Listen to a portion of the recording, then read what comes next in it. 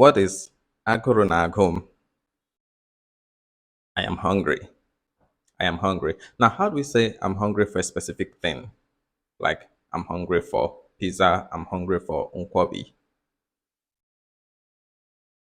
Well, it is not aguru na agum maka pizza. No, it's simply pizza na agum unkwabi na agum. So you just remove the aguru and replace it with the name of the thing you have feeling or craving for, the thing you have a taste for.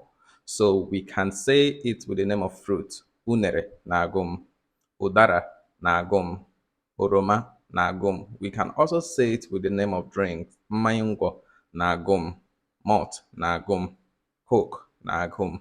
We can say it with the name of activities, ile ball na agum, Icobol na Agum.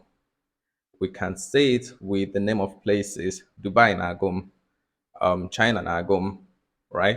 You can even say Iga China na Agum, Iga Dubai na Agum. We can also say it with the name of people, and this is my favorite use of it, right? Nem na Agum. I miss my mom. I hunger for my mom.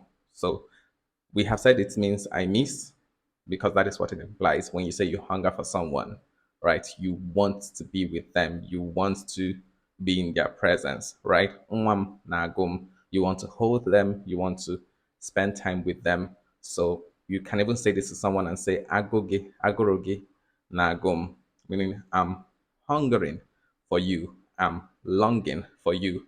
And that can mean I miss you, or it can also be a bit sexual if used in the appropriate context. So you can use this with your spouse to tell them you have feely for them, you have hunger, desire for them. And yes, you can use it in that way. So just the simple phrase, agoro na agum, you can just remove the agoro and replace it with everything. Or you can even say the agoro, say the name of the thing, agoro pizza na agum. Whichever one works for you is totally fine. Quick question. Gini na agogi? Leave in the comment.